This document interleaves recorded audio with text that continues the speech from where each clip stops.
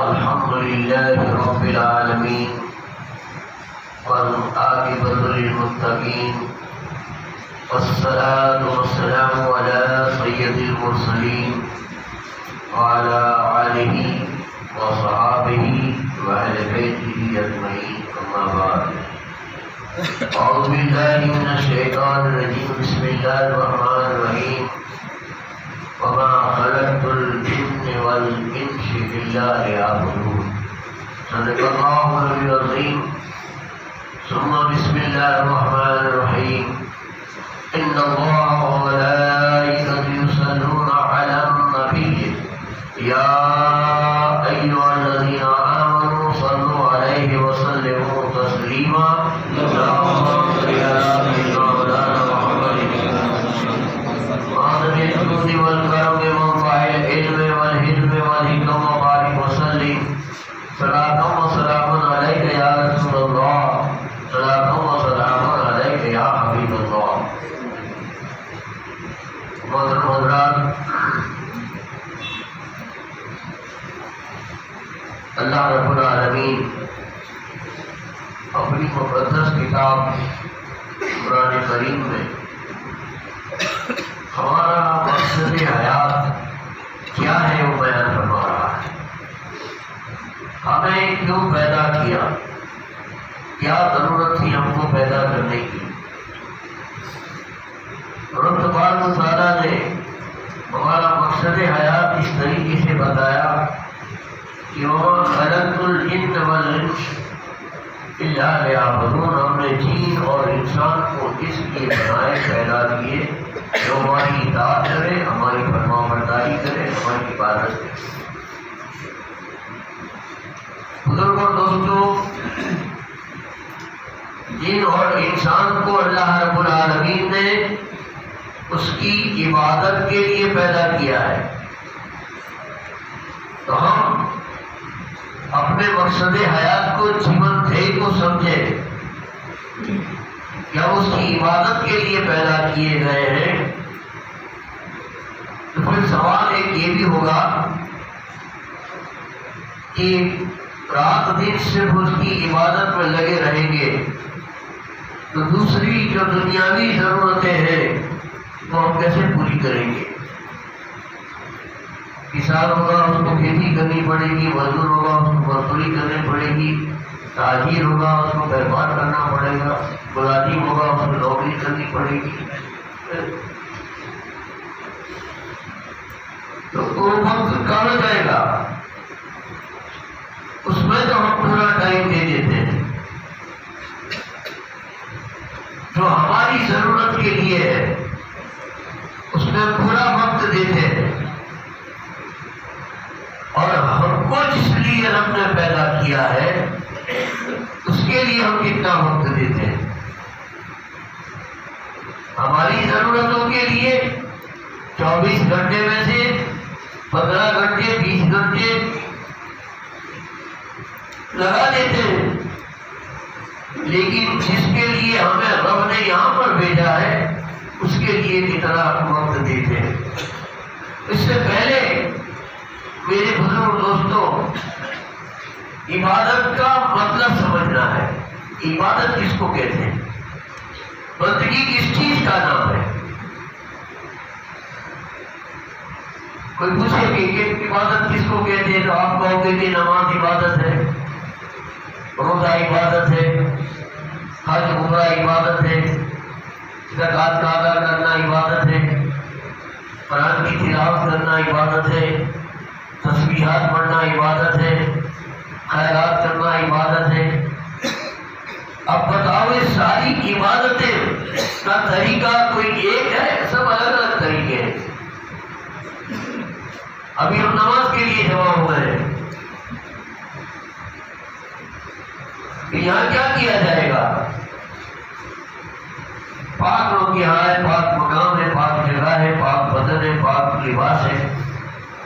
آپ وضو کر کے قبلے کی طرف کھڑے ہو گئے، اللہ تعالیٰ کی حمد و ثنا شروع ہو گئی، رکوع میں گئے، سجدہ کیا، توبہ کیا، جلسہ کیا، قاعدہ کیا، سلام پھرا کیا. یہ بھی اللہ کی عبادت ہے. تو روزہ بھی اللہ کی کیا کیا؟ سحری کے وقت اٹھے جاگے، شہری کی روزے کی نیت کر لی، افطار تک آپ نے کھانا پینا چھوڑ دیا۔ یہاں بھوکے پیاسے رہو، اس کا نام عبادت؟ یہاں رکے اور سجدہ کرو، اس کا نام عبادت؟ مولا کہتا ہے حج تیرے پہ فرض ہے، تو حج ایک سفر ہے، یہ سفر کرنا عبادت؟ عمرہ بھی ایک سفر ہے، یہ سفر کرنا عبادت؟ اللہ کی کتاب کو پڑھنے بیٹھ گئے، یہ تلاوت کرنا عبادت؟ نماز نہ روزے سے ملتی ہے، نہ روزہ حج سے ملتا ہے، نہ حج زکات سے ملتی ہے، نہ حج زکات تلاوت سے ملتی ہے۔ یہ سارے الگ الگ طریقے کیوں؟ عبادت کا کوئی ایک طریقہ ہوتا، جیسے دوسرے مذہبوں میں آپ ہم دیکھتے ہیں کہ صبح اٹھے جیسے ویسے نہائے، بت خانے میں گئے، سر جھکا لیا، اگلے دن کی عبادت پوری، پھر کچھ نہیں کرنا ہے، پھر کچھ نہیں کرنا ہے۔ ان کو ایک ہی طریقہ، ایک ہی کام، عبادت پوری۔ یہاں تو فجر اٹھے فجر ادا کرو، کام کاج کو لگ جاؤ، پھر جوہر میں حاضر ہو جاؤ، کھانا وانا کھاؤ، تھوڑی دیر تم ادھر ادھر جاؤ، پھر عصر میں حاضر ہو جاؤ، عصر کے بعد مغرب، پھر کھانا کھاؤ، پھر عشاء کے بعد ہو جاؤ۔ رمضان آئے تو روزے رکھو، اللہ نے مال دیا تو حساب پر کی زکات دو، اپنے پیسے میں سے 2.5% تاکہ آپ میں دے دینا، یہ عبادت۔ بزرگوں اور دوستوں، عبادت کا کوئی ایک طریقہ اسلام میں نہیں ہے، الگ الگ طریقے سے رب کی عبادت کی جاتی ہے۔ یہ الگ الگ طریقے کیوں؟ کوئی ایک طریقہ مولا ہم کو بتا دیا ہوتا، کبھی بھوکے پیاسے رکھ کے بھی کہتا ہے کہ میری عبادت ہے، کبھی سفر کرا کے بھی کہتا ہے کہ میری عبادت ہے، کبھی مال میں سے روپیے خرچے کرا کے بھی کہتا ہے کہ عبادت ہے۔ یہ الگ الگ طریقے کیوں ہیں؟ تو بزرگوں اور دوستوں، اس کی وجہ یہ ہے کہ رب تبارک و تعالی عبادت اس کو مانتا ہے، عبادت اس کو سمجھتا ہے، عبادت اس عمل کا نام ہے، اس کام کا نام ہے جس کام کرنے سے وہ کام اللہ کو پسند آ گیا، میرا تمہارا نہیں۔ اللہ کے حبیب نے اللہ کی رضا کے لیے جو کام انجام دیا وہ اللہ اس سے راضی ہو گیا، تو نبی کی وہ ادا عبادت بن گئی۔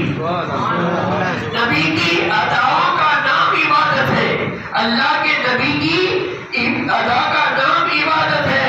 بزرگوں اور دوستوں، آپ نماز کو دیکھیے، نماز کے طریقے کو دیکھیے کہ آپ تکبیر تحریمہ کرتے ہو، کانوں تک ہاتھ اٹھاتے ہو، ناک کے نیچے ہاتھ باندھتے ہو، پھر آپ جو بھی سورت پڑھنی ہے پڑھتے ہو، اس کے بعد آپ رکوع میں جاتے ہو، آپ آنکھیں بن جاتے ہو، پھر قوما کرتے ہو، پھر سجدے میں جاتے ہو، جسم کے 8 حصے زمین پہ لگاتے ہو۔ یہ ایکسرسائز کیوں؟ بیٹھے بیٹھے سنتے سنتے لفظوں پڑھ لی ہے، سورت پڑھ لی ہے، رکوع کی تسبیح پڑھ لی ہے، سجدے کی تسبیح پڑھ لی ہے، وہاں کے کیوں کراتا ہے؟ زمین پہ پیشانی کیوں رکھاتا ہے؟ یہ میری تمہاری ادا نہیں ہے، یہ میرا تمہارا طریقہ نہیں ہے، ارے اور کسی نبی کا بھی نہیں، کسی ولی کا بھی نہیں، طریقہ ہے تو صرف اللہ کے حبیب ہمارے آقا مصطفیٰ جان رحمت کا ہے۔ اور شروعات کائنات کی سجدے سے ہوئی، اور کائنات ختم بھی ہو جائے گی آقا کے سجدے پر۔ دو سجدے کے بیچ میں یہ پوری کائنات کی زندگی ہے، یہ دو سجدے۔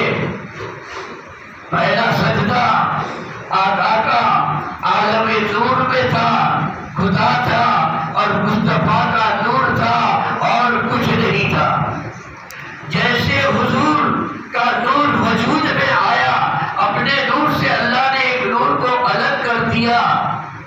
جیسے نور الگ ہوا وہ نور خدا کے نور کے سامنے سجدے میں گیا، سجدے میں گیا، سجدے میں گیا اور کئی سال تک سجدوں میں رہا۔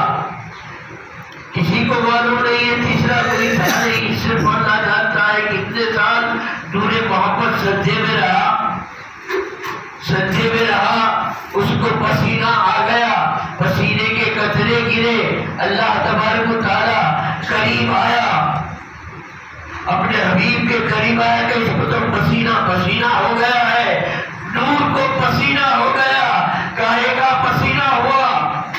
یہ سورج نہیں تھا تو کہ گرمی ہو، سورج تو بعد میں بنا، چاند بعد میں بنا، آسمان پھر بنا، زمین پھر بنی، چاند ستارے پھر بنے، دریا سمندر پھر بنے، خشکی ہوا تری، درخت سب انسان جنات فرشتے سارے بعد میں پیدا ہوئے۔ خدا اور اس کے حبیب دو ہے، تیسرا کوئی ہے نہیں۔ اللہ کی حمد کرتے کرتے کرتے کرتے کرتے کرتے نور مصطفیٰ کو پسینہ آیا اور وہ پسینے کے قطرے گرے، اللہ تعالیٰ نے اس سارے قطروں کی روحیں بنا دی۔ تیسرا کام روحیں بنی، میری تمہاری ہمارے باپ دادا پردادا کی آدم علیہ السلام تک اور ہماری اولاد میں قیامت تک کے ہونے والے ہر انسان کی روح ایک ہی وقت میں ایک ہی مرتبہ بنا کر اللہ تعالیٰ نے ایک عالم بنایا جس کو عالم ارواح کہتے ہیں۔ عالم ارواح میں تمام روحوں کو جمع کر دی۔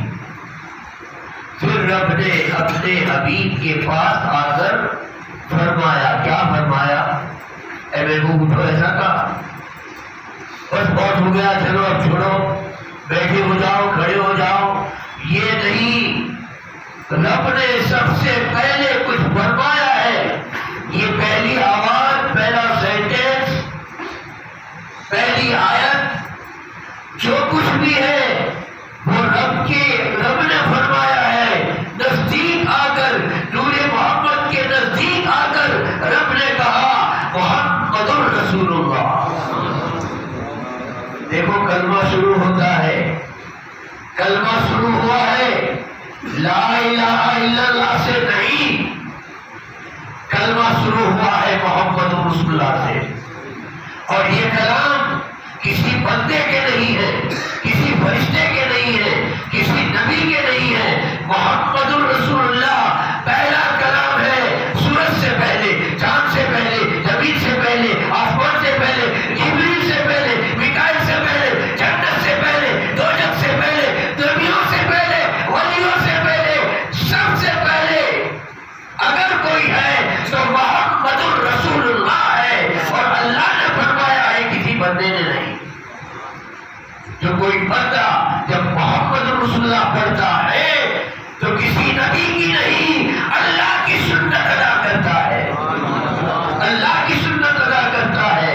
جب انہوں نے محمد سے یہ سنا کہ رب نے محمد رسول اللہ کہا، مجھے رسول بنا دیا خود کا، محمد اللہ کا رسول ہے، اس نے مجھے رسول کا مرتبہ دے دیا، تو سجدے سے نور نے سر اٹھا کر کہہ دیا لا الہ الا اللہ۔ یہ الفاظ مصطفیٰ جان رحمت کے ہیں، یہ لا الہ الا اللہ، یہ کلام اللہ کے پیارے حبیب، ہم گنہگاروں کے آقا، مدینے کے تاجدار، حسین کے نانا، فاطمہ کے ابا، محمد رسول اللہ کے ہیں۔ یہ آقا کی شان ہے۔ آپ نے کہہ دیا جب تو مجھے اپنا رسول بناتا ہے تو میں تیری پہچان کرا دوں، نہیں ہے کوئی معبود سوائے اللہ کے۔ یہ الفاظ مصطفیٰ جان رحمت کے ہیں۔ اگر کوئی توحید، اللہ کی تمہید، اللہ کی وحدانیت کا ذکر کرتا ہے، کوئی لا الہ الا اللہ پڑھتا ہے تو مصطفیٰ کی سنت ادا کرتا ہے، اور کوئی محمد رسول اللہ پڑھتا ہے تو اللہ کی سنت ادا کرتا ہے، اللہ کی سنت ادا کرتا ہے۔ میرے بزرگ اور دوستو، عبادت کو سمجھنا ہے، ادائے مصطفیٰ کا نام ہی عبادت ہے، اسی لیے کیا. سب سے زیادہ کی صلاح نماز قائم کرو. 700 جگہ ذکر نماز کا آیا ہے. اللہ کے حبیب نے بھی فرمایا میری آنکھوں کی ٹھنڈک ہے. اور ساری عبادتوں کا رب نواب نماز کے اندر ہے. نماز کا حکم آیا, نماز کی تاکید کی, نہیں پڑھنے والے کے لیے وعید آئی, پڑھنے والے کے لیے فضیلت آئی, لیکن طریقہ نہیں آیا. قرآن میں نماز کا طریقہ کہاں ہے؟ بتاؤ کون سے پارے میں ہے, کون سی صورت میں ہے, کون سی رکوع میں ہے؟ اے نماز کی تبلیغ کرنے والوں, نماز آئے کہاں سے؟ نماز ملی کہاں سے؟ نماز دی کس نے؟ اللہ نے طریقہ نہیں بتایا کلام پاک میں.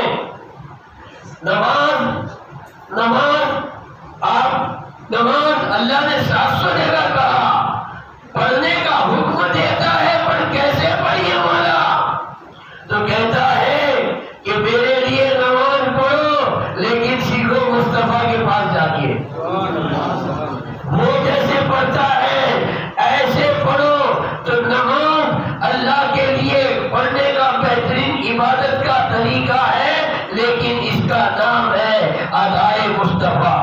ہم نماز پڑھتے ہیں, جتنی ادائیں ادا کرتے ہیں تمام مصطفیٰ کی سنت ہے, آقا کا طریقہ ہے. نماز اللہ کے لیے ہے, اس میں ہماری مرضی نہیں چلتی, مرضی مصطفیٰ کی چلتی ہے. ایک رکعت میں آپ 2 رکوع نہیں کر سکتے, ایک رکعت میں اپنی مرضی سے 4 سجدے نہیں کر سکتے. آپ ایک رکعت کے اندر میرے بزرگوں تو اس کی جو حد بتائی گئی ہے کہ رکوع کے اندر اتنی تسبیح پڑھو, سجدہ کے اندر اتنی تسبیح پڑھو, قاعدہ اولیٰ میں یہ پڑھو. آپ اپنی مرضی سے نہیں پڑھ سکتے, اپنی مرضی چلاؤ گے تو نماز نہیں ہوگی. رب کہتا ہے نماز میرے لیے پڑھو, لیکن مرضی مصطفیٰ کی چلے گی. فجر کی نماز میں آپ آئے, 2 رکعت فرض ادا کرنی ہے. ارے بھائی عبادت کرنا, اللہ کا کلام پڑھنا, سورہ فاتحہ پڑھنا, قرآن شریف پڑھنا, سبحان ربی العظیم پڑھنا, سبحان ربی الاعلیٰ پڑھنا, التحیات پڑھنا, درود ابراہیم پڑھنا, دعائے معصورہ پڑھنا, یہ سب اچھی چیز ہے. لیکن 2 کے بدلے آپ نے 3 رکعت پڑھی تو نماز ہوگی؟ مولانا کھڑے ہو جائے 2 رکعت پڑھ کے نبی اللہ اور پیچھے سارے بھوت دور مچائیں گے, نماز پوری ہو گئی, اب تیسری کیسی رکعت پڑھا رہے ہو؟ ارے بھائی نماز پڑھنا اچھا کام ہے, 3 رکعت 4 رکعت 10 رکعت 20 رکعت 50 رکعت پڑھنا گزرے گی نماز میں. تمہاری مرضی نہیں چلے گی. میرے محبوب نے 2 پڑھی ہے, بس 2 پڑھو. 3 پڑھو گے تو بائیکاٹ کر دوں گا, زیادہ بھی نہیں کر سکتے.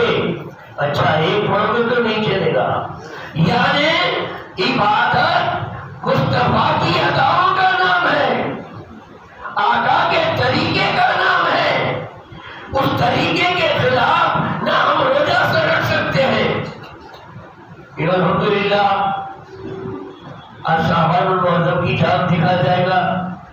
آدھے مہینے رمضان مبارک کا چاند دیکھنا ہے ہم کو. بہت ہی بڑا پیارا مبارک مہینہ فضیلتوں سے بھرپور آ رہا ہے. اب 1 مہینہ پورا کسی بندے نے روزے رکھے, 30 کا مہینہ تھا, 30 روزے رکھ لیے. اس کو یہ ہوا کہ بھئی 30 روزے رکھے ہیں تو اب 31واں بھی رکھ لوں. 30 رکھے, 1 زیادہ کرنے میں مجھے بتا دو کیا مانتا ہے؟ ویسے بھی روزہ تو بہت فضیلت والا ہے, بہت ثواب ہے. عید کا چاند نظر آ گیا تو عید کے دین کا روزہ حرام. ارے 30 تک رکھے تو ثواب ثواب ثواب ثواب, نیکی نیکی نیکی. اور 1 روزہ چاند ہونے کے بعد رکھا تو گناہ حرام حرام حرام حرام. میری مرضی نہیں چلے گی, میرے محبوب کی مرضی چلے گی. حج بھی کوئی جائے تو محرم کے اندر حج ہوئی نہیں, رمضان میں ہوگی. ارے ذیلحج کے پہلے چاند ہوئے گی، ذیلحج کے 9واں چاند، یعنی 9واں چاند، وہ 9واں چاند ٹوٹا تو حاجی کی حج رہی۔ مصطفیٰ نے 9ویں چاند ادا کی ہے تو ذیلحج کے 9ویں چاند حج کر 10ویں کو بقرعید عید منائی جاتی ہے۔ یعنی عبادت کو تم یہ نہ سمجھو کہ ہم کس کی سنت ادا کر رہے ہیں، ہر عبادت کے اندر اللہ کے حبیب کی ادائیں ہیں۔ اللہ کے حبیب کی ادا کو کوئی چھوڑ کر کرے گا تو وہ عبادت نہیں رہے گی۔ ہمارا مقصد حیات یہی ہے کہ ہم مصطفیٰ کے غلام بن کے رہیں، ان کے غلام بن کے رہے، ان کی اطاعت کرنے والے بن کے رہے، ان کی سنتوں پر عمل کرنے والے بن کے رہے۔ اپنی مرضی نہیں چلتی بزرگوں اور دوستوں، زیادہ بھی عبادت نہیں کر سکتے، کم بھی نہیں کر سکتے، بس اللہ کے محبوب نے جس طرح سے کی ہے اور جتنی کی ہے اس طریقے سے کرنے کا نام عبادت ہے۔ اور ہماری عبادت پہ جیسے اللہ کا اختیار ہے ایسا مصطفیٰ کا بھی اختیار ہے۔ نماز انہوں نے دی ہے، ان کے گھر سے ملی ہے، ان کے صدقے میں ملی ہے، تو نماز کے اوپر بھی رسول کا اختیار ہے۔ کوئی بھائی یہاں سنت پڑھتا ہو، نفل پڑھتا ہو تو آپ کہو گے یہ اجا بیٹھا کہہ سکتے ہو، نماز سے فارغ ہو جائے پھر کہہ سکتے ہو۔ کوئی نماز پڑھتا ہو اس کو آپ سلام کر سکتے ہو، سلام کرنا منع ہے، اور جواب دے گا اس کی نماز گئی دوسری پڑھنی پڑے۔ اتنی داستار کا اختیار دیکھو، ادھیکار دیکھو۔ ایک صحابی رسول مسجد نبی کے اندر حالت نماز میں، اللہ کے رسول جانتے ہیں کہ نماز پڑھ رہا ہے، رسول نے پکارا، اسے بلایا، حاضر ہوا، غلام حاضر سرکار خدا کیا خدمت پیش کروں؟ آپ نے کہا یہ کھجور کی تھیلی گھر رکھا جاؤ۔ مسجد سے باہر نکلا، ارے میاں قبلہ چھوڑ گیا کہ نہیں؟ نماز کی شرطوں میں قبلہ ایک شرط ہے، قبلے سے تمہارا منہ پھرے گا نماز گئی، قبلے سے منہ پھر جائے گا نماز گئی۔ نماز میں کسی کے ساتھ کلام کیا تو نماز گئی، سلام کیا تو نماز گئی، سلام کا جواب دیا تو نماز گئی، اپنی جگہ سے ہٹا تو نماز گئی۔ تو جا کے حاضر ہوا، سرکار دے آیا، اب کیا؟ تو آپ نے پوچھا کتنی رکعت کی نیت کری تھی، کتنی پڑھی، کتنی باقی ہے؟ یا رسول اللہ میں نے 4 رکعت کی نیت کی تھی، 2 پڑھی تھی، 2 باقی ہے۔ سرکار فرمائیے کیا کروں میں؟ آپ نے کہا جا باقی کی 2 پڑھ لے، نماز ہو گئی تیری۔ اللہ کے لیے پڑھی جانے والی نماز مصطفیٰ کی خدمت اور عبادت میں کوئی فرق نہیں ہے۔ میرے بزرگ دوستوں کوئی فرق نہیں ہے۔ رمضان کا مبارک مہینہ تھا، ایک نوجوان آتا ہے آقا صلی اللہ علیہ وسلم کی بارگاہ میں، حضرت کیا کہتا ہے؟ روتا ہے، دل بھی لاتا ہے، سرکار ہلاک ہو گیا، ہلاک ہو گیا، میں مر گیا، میں جہنمی ہو گیا، سرکار میں ہلاک ہو گیا۔ حضور نے پوچھا میں چپ بیٹھ، کیا ہوا؟ کسی کو قتل کر کے آیا ہے؟ کسی کو لوٹ کے آیا ہے؟ کیا کر کے آیا ہے تو کیوں اس طریقے سے کر رہا ہے؟ سرکار میں نے میری شان پہ بڑا ظلم کیا ہے، میں ہلاک ہو گیا۔ حضور پوچھتے ہیں کیا کیا؟ سرکار روزے کی حالت میں نے اپنی بیوی سے صحبت کر لی ہے۔ حضور نے فرمایا تیرے پر اب قضا بھی اور کفارہ دونوں واجب۔ قضا میں 1 روزے کے بدلے میں 1 روزہ رکھنا پڑتا ہے، اور کفارے میں 1 روزے کے بدلے 60 روزے مسلسل، ایک بھی چھوڑنے کا نہیں، ایسے 60 روزے، اس کو کفارہ کہتے ہیں۔ تیرے پر قضا اور کفارہ دونوں لازم ہو گیا ہے، 61 روزے رکھ۔ سرکار اتنی طاقت تو نہیں ہے اس میں 61 روزے رکھ سکو، تو آپ نے کہا تو 60 مسکین کو 2 ٹائم پیٹ بھر کے کھلا۔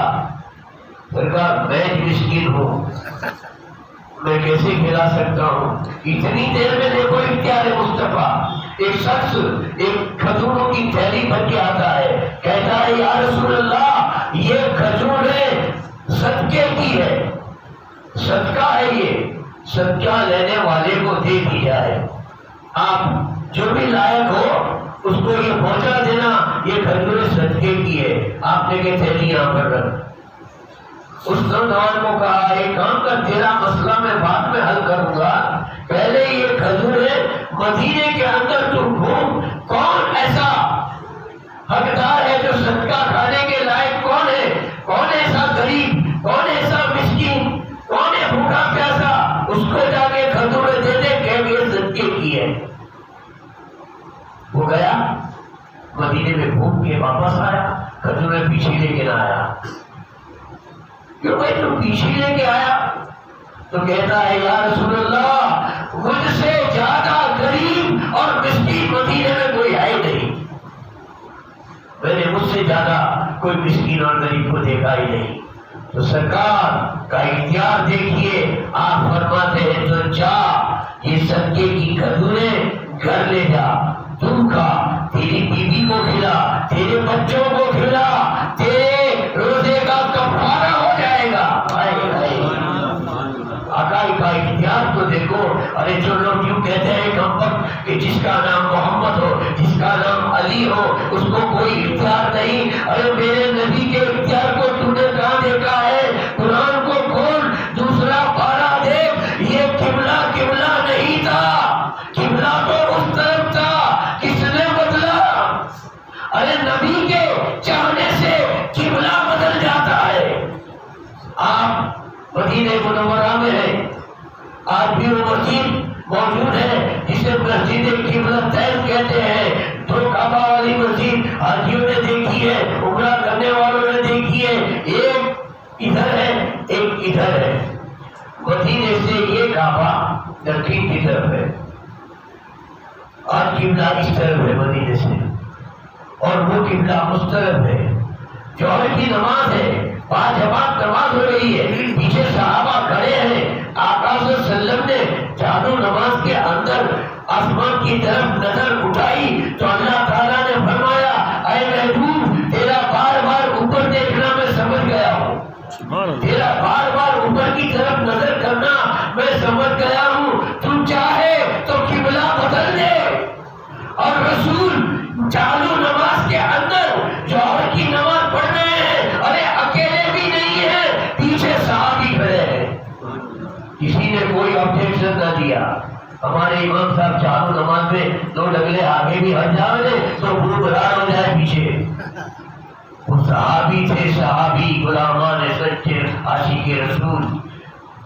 چوم کے چاہ کرنے کی کسی کی طاقت نہیں تھی. رسول جو کرے وہ شریعت، رسول جو کہے وہ شریعت. ہم شریعت کے محتاج ہیں، رسول شریعت کے محتاج نہیں. شریعت کے بانی رسول ہے، شریعت کا بنانے والا رسول ہے. ہم شریعت کے قانون کے محتاج ہیں. مصطفیٰ جان رحمت نہیں. پھر گیا پورے مکے کی طرف. اس دن سے قبلہ چینج ہو گیا. ہجری سن 2 میں ہجرت کے بعد تب تک کہ آقا صلی اللہ علیہ وسلم مسجد اقصیٰ کی طرف، بیت المقدس کی طرف، جسے ہم قبلہ اول کہتے ہیں، آج بھی ہم اس کا ادب کرتے ہیں اور ادب کرنا چاہیے. سارے نبی اس طرف قبلہ کرتے تھے.